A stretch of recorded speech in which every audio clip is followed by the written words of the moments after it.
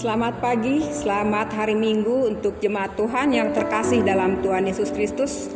Marilah kita siapkan hati dan pikiran kita untuk datang kepada Tuhan. Saya undang untuk bangkit berdiri.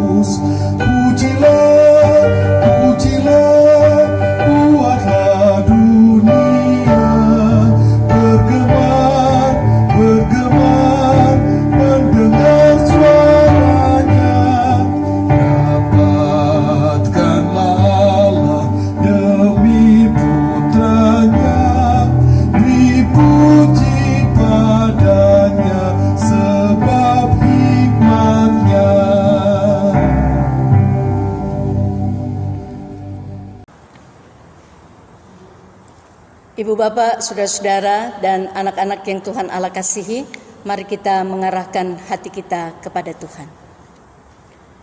Kebaktian ini berlangsung dalam nama Allah Bapa, Anak, dan Roh Kudus.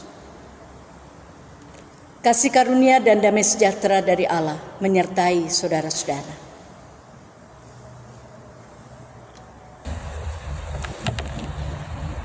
Nas pembimbing dalam kebaktian minggu ini terambil dari Lukas 24 ayatnya yang ke-33 sampai dengan ke-34. Demikian firman Tuhan. Lalu bangunlah mereka dan terus kembali ke Yerusalem. Di situ mereka mendapati ke-11 murid itu. Mereka sedang berkumpul bersama-sama dengan teman-teman mereka. Kata mereka itu, "Sesungguhnya Tuhan telah bangkit dan telah menampakkan diri pada Simon." Dengarkanlah hukum Allah yang pada minggu hari ini terambil dari Matius 22 ayatnya yang ke-37 sampai dengan yang ke-40. Jawab Yesus kepadanya, "Kasihilah Tuhan Allahmu dengan segenap hatimu dan dengan segenap jiwamu dan dengan segenap akal budimu. Itulah hukum yang terutama dan yang pertama. Dan hukum yang kedua yang sama dengan itu ialah, kasihilah sesamamu manusia seperti dirimu sendiri. Pada kedua hukum inilah tergantung seluruh hukum Taurat dan kitab para nabi."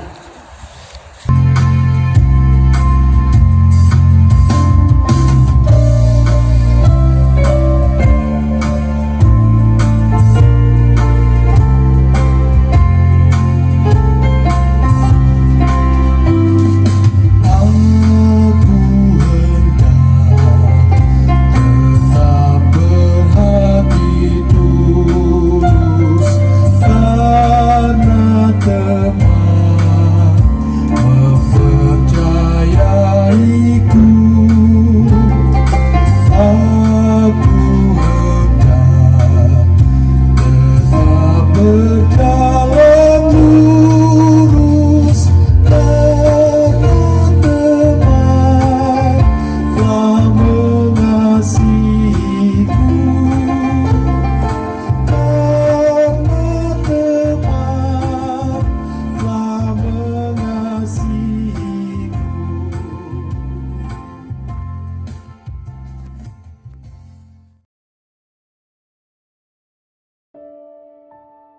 Ketika Tuhan memandang ke bawah dari surga kepada anak-anak manusia untuk melihat apakah ada yang berakal budi dan yang mencari Allah, ternyata mereka semua telah menyeleweng dan tidak ada yang berbuat baik. Tuhan melihat betapa besar kejahatan manusia di bumi dan segala kecenderungan hatinya untuk membuahkan kejahatan semata-mata. Kenyataan ini sangat memilukan hati Tuhan, bahkan membuat rasa sesal Tuhan karena Ia telah menjadikan manusia di bumi. Tidak sadarkah bahwa mereka semua telah melakukan kejahatan? Saudara-saudara, sadarlah dan bertobatlah agar dosa kita dihapuskan. Tuhan akan mendatangkan kelegaan sehingga jiwamu jernih dan langkahmu ringan untuk mendekati Allah, sehingga engkau berpaut dan setia melakukan kehendak-Nya. Sidang jemaat, marilah kita mengaku dosa di hadapan Allah yang Maha Kudus secara berbalasan. Terhadap engkau sajalah aku telah berdosa dan melakukan apa yang kau anggap jahat.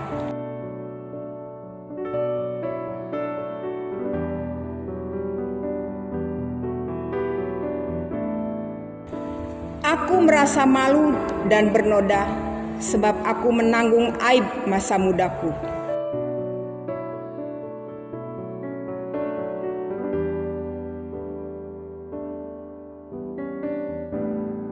Tetapi ingatlah kepadaku sesuai dengan kasih setiamu. Bawalah aku kembali supaya aku berbalik, sebab engkaulah Tuhan Allahku.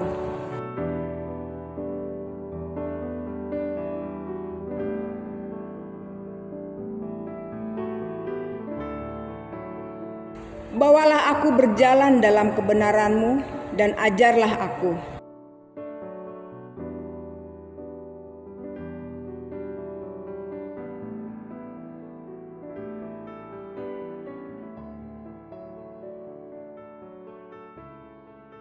Di dalam kesesakan, kiranya Engkau memberi kelegaan kepadaku. Amin.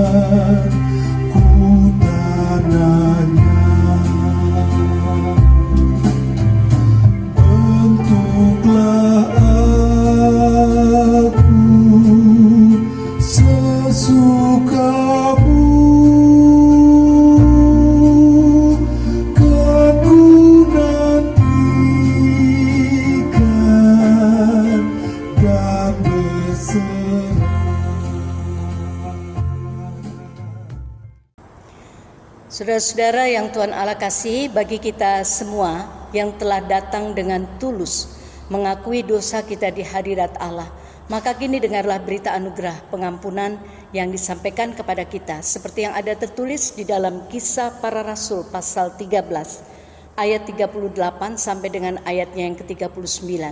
Begini yang dikatakannya. Jadi ketahuilah, hai saudara-saudara, oleh karena Dialah maka diberitakan kepada kamu pengampunan dosa. Dan di dalam Dialah setiap orang yang percaya memperoleh pembebasan dari segala dosa yang tidak dapat kamu peroleh dari hukum Musa.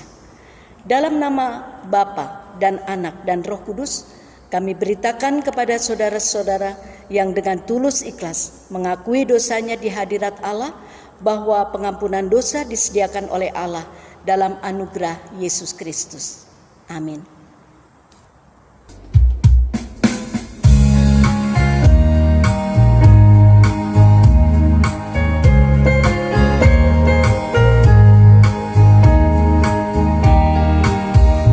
Perubahan besar di kehidupanku sejak Sejak Yesus di hatiku, di jiwaku bersinar terang yang jelas. Sejak Yesus di hatiku, sejak Yesus di hatiku, sejak Yesus di hatiku, jiwaku bergemar bagai ombak besar. Sejak Yesus di hatiku.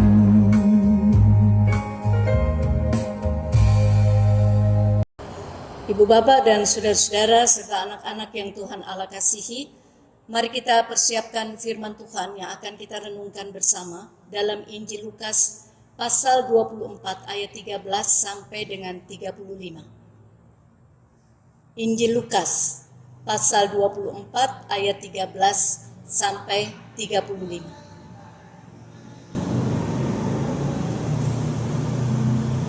Sebelum kita bersama-sama membaca dan merenungkan firman Tuhan, mari kita satukan hati, kita berdoa. Tuhan Yesus, Gembala kami yang baik, kami mengucap syukur dan terima kasih Engkau selalu menyertai perjalanan hidup kami. Saat ini kami akan merenungkan firman Tuhan, agar perjalanan hidup kami semakin menguatkan kami dan menyadarkan kami bahwa Engkau selalu hadir di sepanjang perjalanan hidup kami. Kuatkan kami dan mampukan kami untuk menjadi pelaku firman Tuhan yang setia. Berkati hamba-Mu yang akan menyampaikan sabda Tuhan, kiranya apa yang disampaikannya boleh menguatkan iman kami. Dalam nama Tuhan Yesus kami berdoa. Amin. Saudara-saudara dan anak-anak yang Tuhan Allah kasih, saya akan bacakan Injil Lukas pasal 24 ayat 13 sampai 35 dengan judul perikop Yesus menampakkan diri di jalan ke Emmaus. Pada hari itu juga, 2 orang dari murid-murid Yesus pergi ke sebuah kampung bernama Emmaus, yang terletak kira-kira 7 mil jauhnya dari Yerusalem.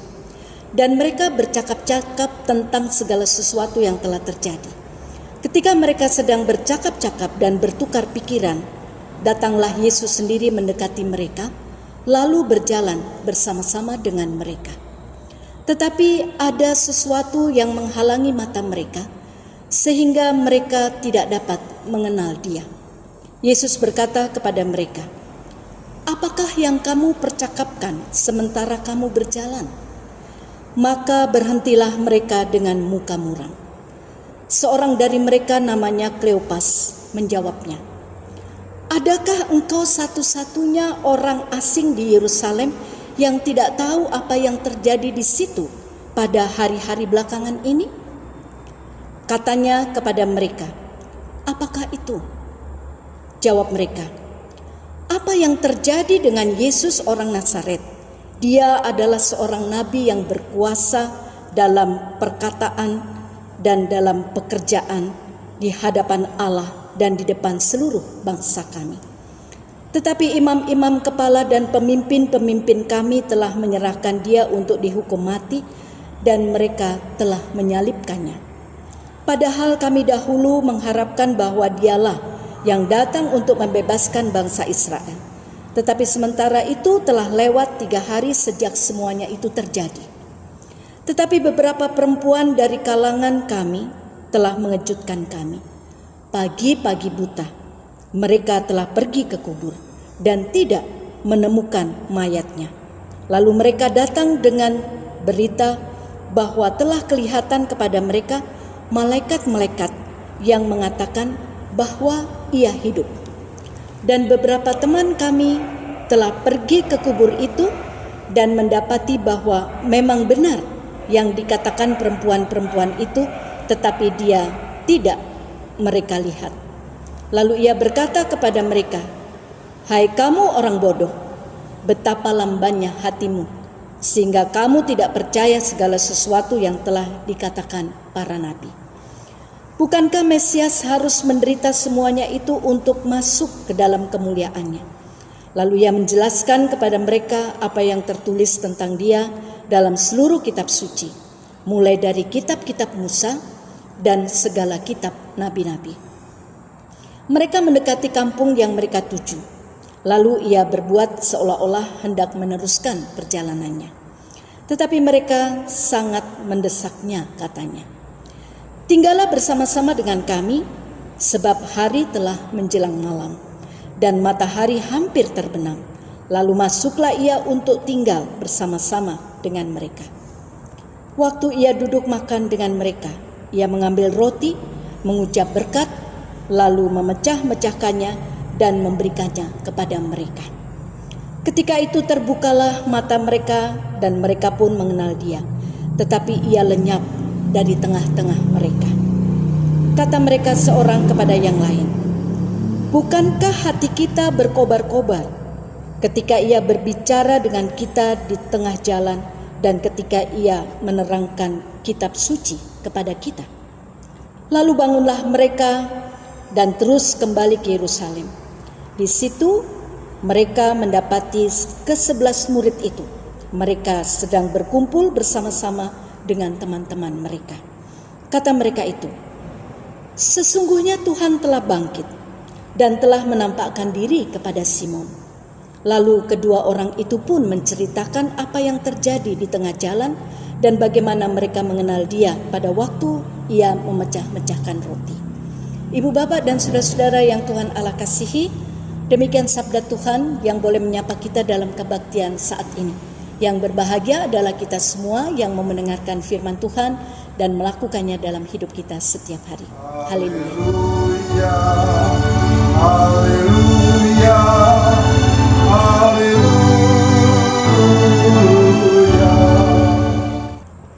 Salam sejahtera bagi Bapak Ibu, saudara-saudara dan anak-anak yang Tuhan Allah kasihi. Saudaraku yang Tuhan Allah kasihi, kisah tentang seorang asing yang berjalan bersama dua orang ke Emmaus mungkin sudah sering kita dengar dan mungkin sudah berulang kali juga kita baca di dalam firman Tuhan. Penulis Injil Lukas menceritakan kisah ini dengan sangat menarik. Berawal dari sebuah ketegangan, dari sebuah kebuntuan pikiran, berakhir dengan sukacita yang mencerahkan. Dari perjalanan yang penuh keputusasaan, berakhir dengan perjalanan baru yang penuh dengan sukacita. Penulis Injil Lukas mencatat, saudara-saudara, yang pertama, pada waktu siang minggu itu, ada dua orang murid Yesus, Simon dan Kleopas, berjalan menuju Emmaus yang terletak 7 mil dari Yerusalem. Kedua, Simon dan Kleopas menempuh perjalanan dan bercakap-cakap tentang Yesus yang mati. Mereka berpikir, mereka berdiskusi dan mengatakan, tidak mungkin orang yang sudah mati bangkit. Mereka mengatakan bahwa di sepanjang kehidupan mereka belum pernah melihat. Karena itu mereka antara percaya dan tidak. Benarkah orang mati bisa bangkit kembali? Tetapi mungkin benar juga dengan berita-berita yang dibawa oleh para perempuan itu, yang mengatakan bahwa Yesus telah bangkit. Dan yang meyakinkan lagi bahwa kubur Yesus sudah kosong. Mayat Yesus juga tidak ada di situ. Yang ketiga, saudara-saudara, dalam kebingungan itu ada seorang asing yang datang mendekati mereka, berjalan dan bercakap-cakap dengan mereka. Orang asing itu bertanya, "Apakah yang sedang kamu percakapkan sementara kamu berjalan?" Salah satu di antara kedua murid itu balik bertanya, katanya, "Apakah engkau satu-satunya orang asing di Yerusalem yang tidak tahu apa yang terjadi di Yerusalem tentang peristiwa penangkapan, penyaliban, kematian, dan berita yang tersiar saat ini adalah tentang kebangkitan Yesus?" Orang asing ini, Bapak, Ibu, dan saudara-saudara, menjelaskan bahwa tokoh yang sedang mereka bicarakan itu memang harus mati dan memenuhi nubuat para nabi supaya umat manusia diselamatkan. Bukankah Mesias harus menderita semuanya itu untuk masuk ke dalam kemuliaannya? Begitu yang dikatakan. Saudara-saudara, orang asing ini mau meyakinkan dua murid Yesus itu supaya mereka percaya bahwa Yesus telah bangkit dari kematiannya. Yang keempat, saudara-saudara, setelah sampai di gerbang Emmaus, mereka menahan orang asing itu supaya mereka tinggal bersamanya. Karena hari telah menjelang malam dan matahari hampir terbenam. Lalu masuklah orang asing itu dan tinggal bersama mereka. Ketika duduk makan bersama, saudara-saudara, orang asing itu mengambil roti, mengucap berkat, dan membagi-bagikan roti itu kepada mereka. Pada saat itulah, saudara-saudara, mereka baru disadarkan, mereka baru ingat peristiwa sebelum kematian Tuhan Yesus. Keduanya sadar bahwa orang asing yang bersama dengan mereka itu adalah Yesus yang mereka harapkan. Yesus yang menjadi sumber pengharapan mereka. Nah, saudara-saudaraku, mari kita renungkan bersama. Mengapa kedua murid itu meninggalkan komunitasnya di Yerusalem dan kembali ke kampung halaman mereka di Emmaus? Hanya ada satu kemungkinan, saudara-saudara. Mungkin mereka sangat sedih. Mereka sangat putus asa. Mereka berpikir tidak ada gunanya bertahan dalam kumpulan murid-murid Yesus. Dan kubur yang kosong itu telah menggoncangkan iman mereka. Mereka tidak paham dengan semua peristiwa yang terjadi. Saudara-saudara, sama seperti murid-murid yang jalan ke Emmaus itu. Kita pun seperti mereka, tidak paham. Ada banyak perkara yang tidak bisa kita pahami, karena kita tidak memahami misi Yesus. Yesus hadir di tengah-tengah perjalanan hidup manusia yang sedang di dalam kebingungan dan kesedihan. Yesus hadir dan berjalan bersama orang yang tersesat, agar mereka kembali ke jalan yang benar. Penyertaannya sebenarnya mengubahkan yang tadinya sedih, galau, berubah menjadi sukacita. Yang tadinya dalam kebuntuan pikiran, mendapatkan pencerahan untuk melangkah lagi. Tapi itu tidak pernah kita sadari. Ada banyak orang yang tidak mengerti bahwa sebenarnya Allah hadir di sepanjang perjalanan hidup kita. Saudara-saudara, Yesus masuk ke dalam percakapan murid-muridnya itu yang sedang jalan ke Emmaus adalah pada saat yang sangat tepat. Dan setelah mereka melihat Yesus yang bangkit, mereka sangat bersukacita. Lalu bangun dan terus kembali ke Yerusalem. Mereka bercerita dengan penuh semangat kepada teman-temannya, memberitakan bahwa Yesus benar telah bangkit dari kematiannya dan mereka telah melihatnya sendiri. Semangat mereka berkobar-kobar. Mereka lupa dengan kesedihan dan keputusasaan yang pernah mereka rasakan. Hidup mereka berubah. Mereka tidak lagi bingung. Mereka tidak lagi berputus asa. Mereka tidak lagi berada di dalam kebuntuan pikiran.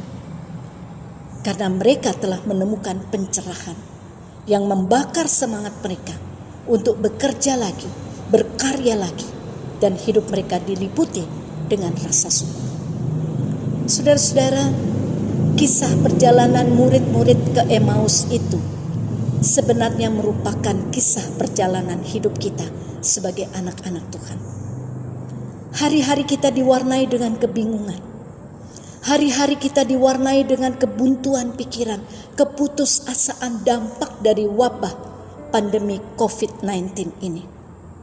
Dampak social distancing, dampak physical distancing, dan dampak dari pembatasan sosial berskala besar. Kita mengalami banyak sekali kesulitan.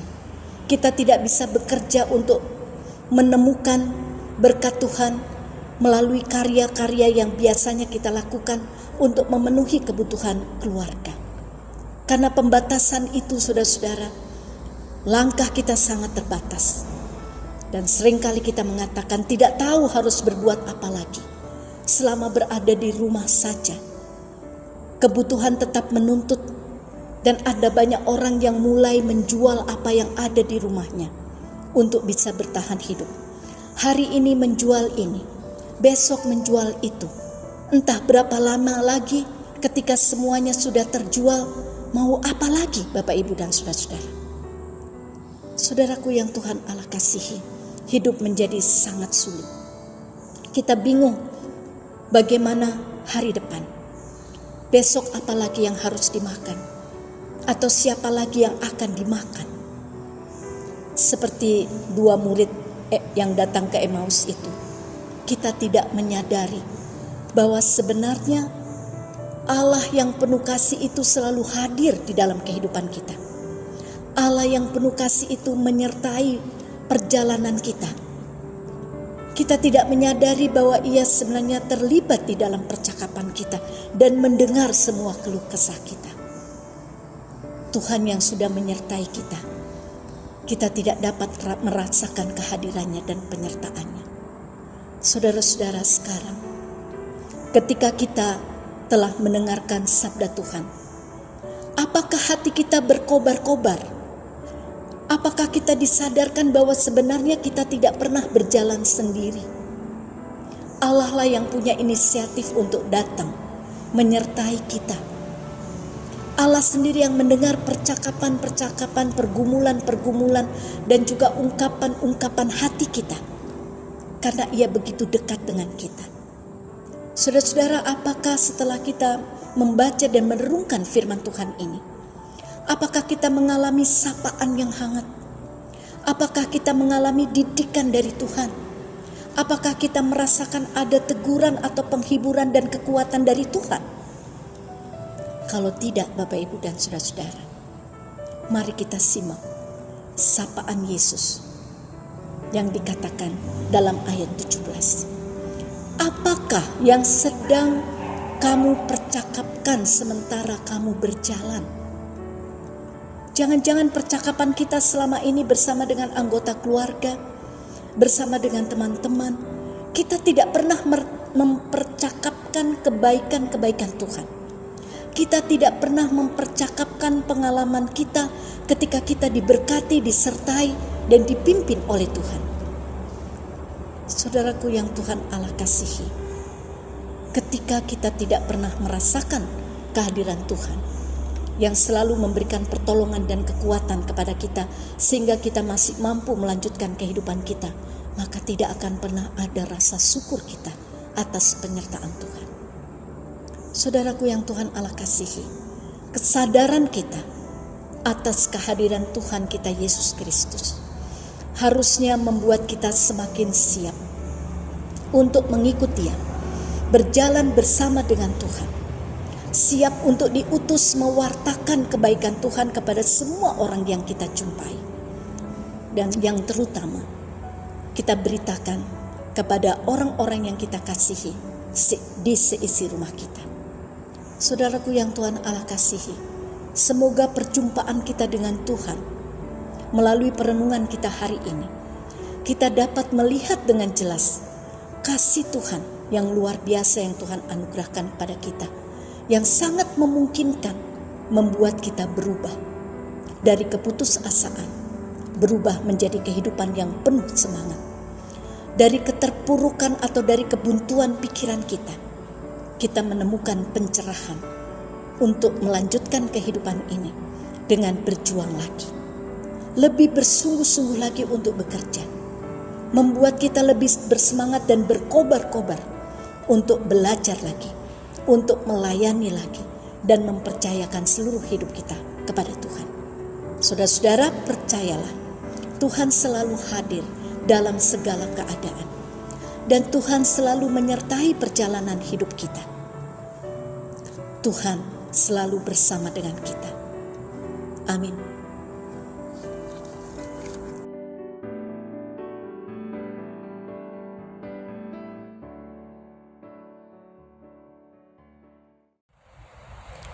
Ibu bapak saudara yang terkasih dalam Tuhan, marilah kita mengucapkan pengakuan iman kita bersama-sama. Dan biarlah masing-masing berkata, Aku percaya kepada Allah Bapa yang Maha Kuasa, Khalik langit dan bumi, dan kepada Yesus Kristus anaknya yang tunggal Tuhan kita, yang dikandung daripada Roh Kudus, lahir dari anak darah Maria, yang menderita di bawah pemerintahan Pontius Pilatus, disalibkan, mati dan dikuburkan, turun ke dalam kerajaan maut, pada hari yang ketiga, bangkit pula dari antara orang mati, naik ke surga, duduk di sebelah kanan Allah Bapa yang Maha Kuasa, dan akan datang dari sana untuk menghakimi orang yang hidup dan yang mati. Aku percaya kepada Roh Kudus, gereja yang kudus dan am, persekutuan orang kudus, pengampunan dosa, kebangkitan daging, dan hidup yang kekal. Amin. Ibu Bapa dan saudara-saudara serta anak-anak yang Tuhan Allah kasih, mari kita satukan hati untuk datang membawa pengharapan kita dalam doa syafaat. Mari berdoa. Tuhan Yesus, Gembala kami yang baik, kami mengucap syukur dan terima kasih. Kami boleh merasakan kehadiran Tuhan di sepanjang perjalanan hidup kami. Kami bersyukur karena kebaktian atau persekutuan bersama dengan keluarga boleh tetap berlangsung.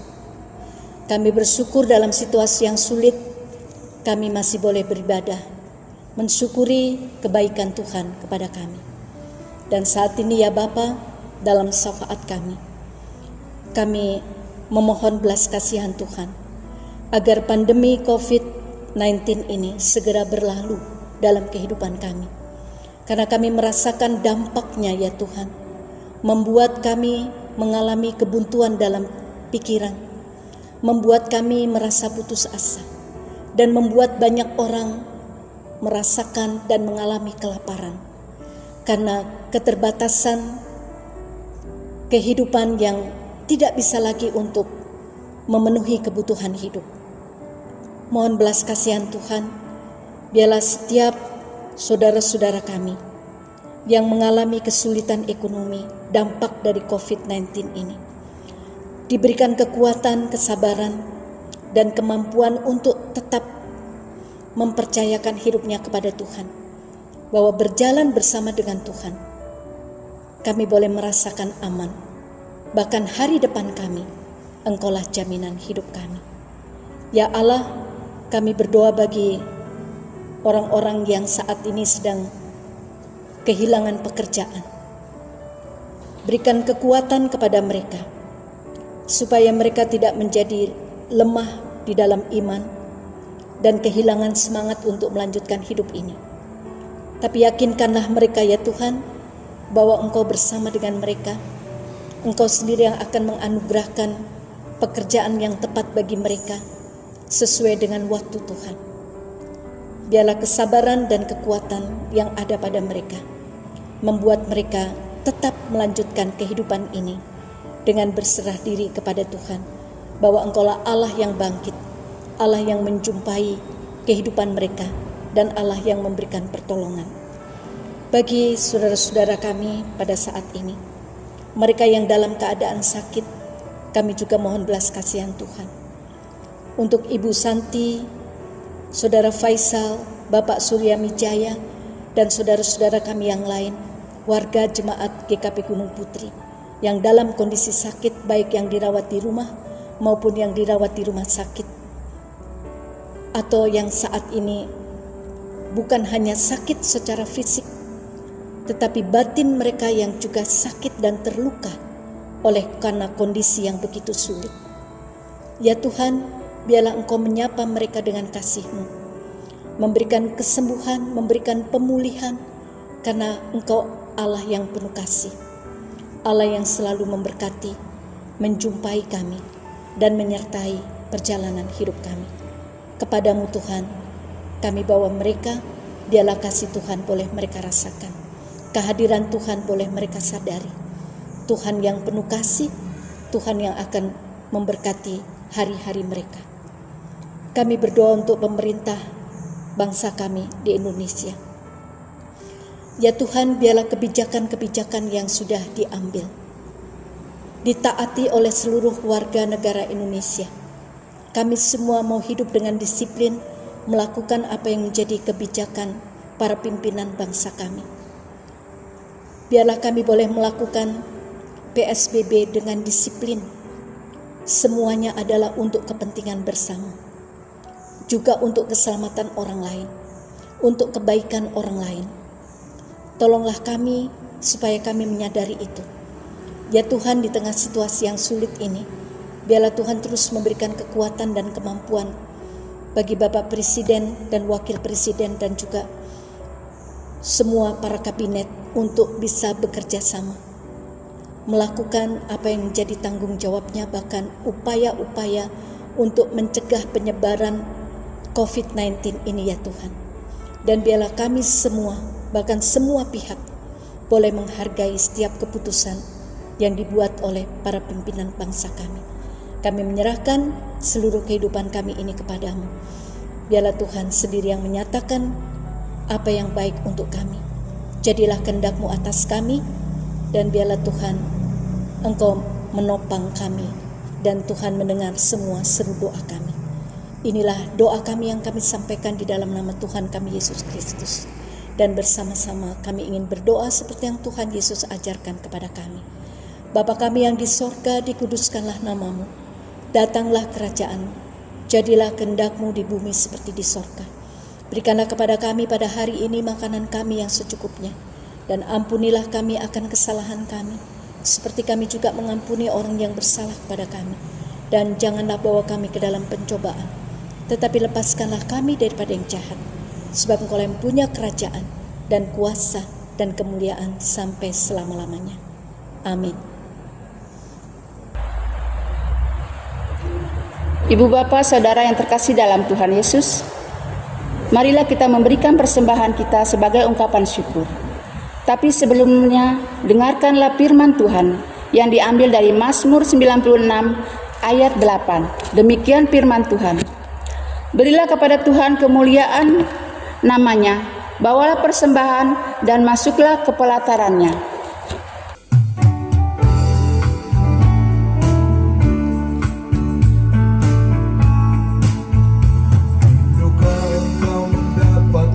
Tuhan yang penuh di seluruh hidupmu.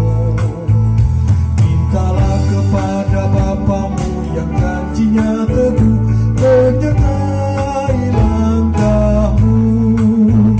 Roh Kudus terus meluapi hatimu, karena Tuhan berpesan, bawalah bejanamu. Roh Kudus terus meluapi hatimu dengan kuasa-Nya.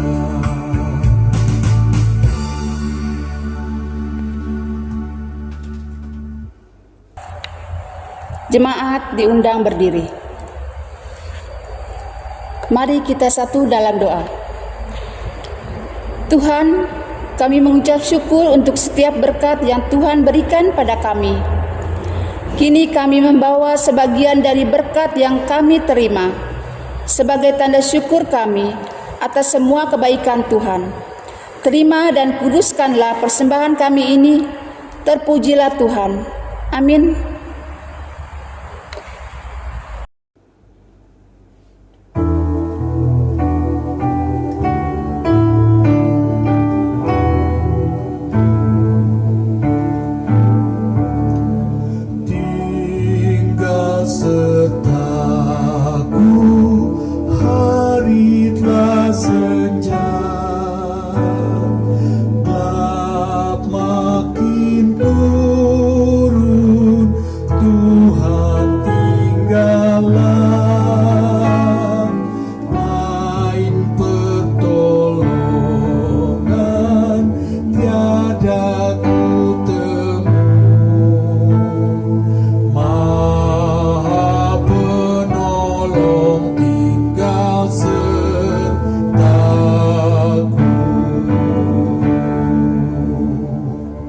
Ibu bapak dan saudara-saudara serta anak-anak yang Tuhan Allah kasihi, terimalah berkat Tuhan.